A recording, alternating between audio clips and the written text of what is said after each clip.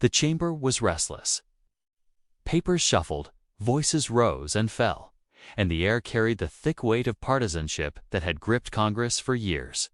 Senators leaned back in their leather chairs, some with smug confidence, others with quiet anticipation, but all waiting for the same thing: Senator John Kennedy to take his turn. They knew him well enough to understand that when he spoke, he rarely wasted words. But that afternoon would not be like any other. That afternoon, Kennedy's voice would pierce deeper than politics. It would cut into the very question of America's soul. Kennedy rose slowly, his glasses resting on the bridge of his nose, his southern drawl carrying a calm but commanding weight.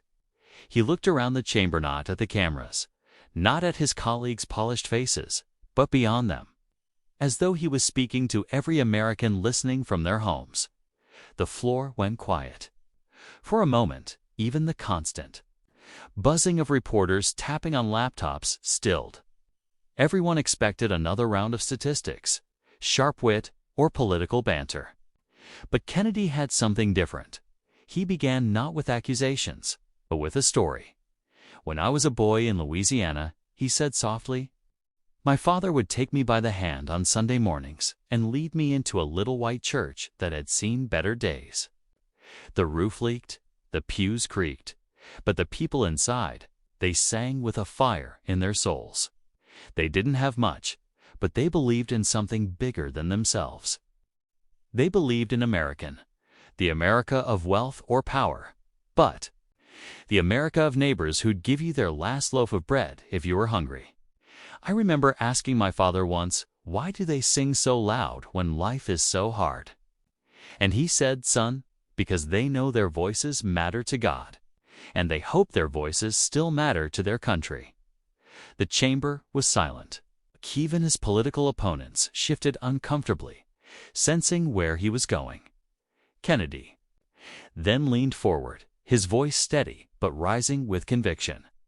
"So I want to ask this chamber one question, and I want every American listening to ask it of themselves. Do the voices of ordinary Americans still matter in this country? Or have we, in our pride in politics, forgotten their song?" It was a question that didn't demand an immediate answer, but it demanded reflection. And reflection in Congress was often more dangerous than debate. The silence grew heavier. Cameras zoomed in on faces, some stunned, some guilty, some angry. Kennedy wasn't playing to the news cycle, and that's what made his words cut even deeper. He wasn't defending a party. He wasn't protecting a legacy. He was protecting something greater, the moral heartbeat of America.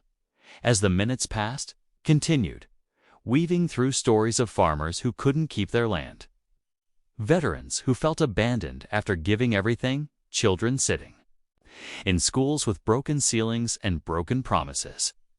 Each story wasn't just an anecdote, was a mirror, forcing the chamber to look at what had been lost in their endless bickering. He spoke of a factory worker in Ohio who told him, "I don't think Washington even remembers we exist." He spoke of a young mother in Louisiana who worked 3 jobs just to buy groceries and still felt like she was failing her children. He spoke of an elderly veteran who fought in Vietnam and whispered with tears in his eyes, "I just want to believe my country still cares about men like me." With every word, the weight in the chamber grew unbearable. The political armor that senators wore so proudly began to crack. For once, no one interrupted him with talking points or smirks. No one dared.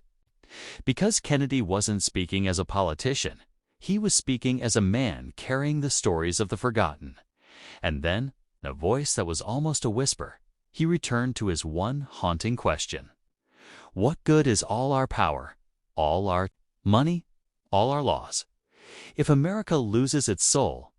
A pin could have dropped, and it would have sounded like thunder. Some senators lowered their eyes. Others clenched their jaws, struggling to hide the sting of truth.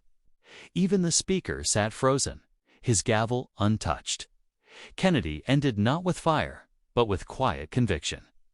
We cannot legislate morality into existence, but we can choose to honor the people we swore to serve. We can choose to listen to the farmer, the teacher, the soldier, the nurse, the mother, the father, the voices that built this nation. My question will not go away. Do they still matter? Or have we traded their song for the noise of our own ambition? He sat down, and in that moment, the chamber remained engulfed in silence. No applause, no rebuttals. Just silence, the kind that burns into memory and refuses to fade. Later that night, clips of Kennedy's speech spread across the nation.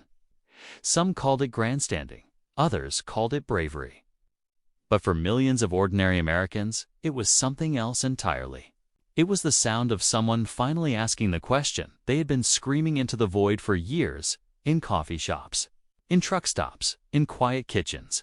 Americans replayed his words and felt seen. They weren't statistics anymore. They weren't props in someone else's fight. They were the song of America, and Kennedy had reminded the country to listen. And though Congress would return to its debates and divisions, something had shifted. Kennedy's question lingered in every speech, every hearing, every headline. Because once a nation is forced to confront the state of its soul, it cannot easily look away. In the end, history would not remember that day for laws passed or votes taken. It would remember one senator's question that silenced a roomful of powerful men and women, and in doing so, gave voice to the powerless. Kennedy didn't just challenge Congress that day. He challenged America itself. And he left behind a truth as old as the Republic. A nation may survive mistakes, scandals, and struggles, but it cannot survive if it loses its soul.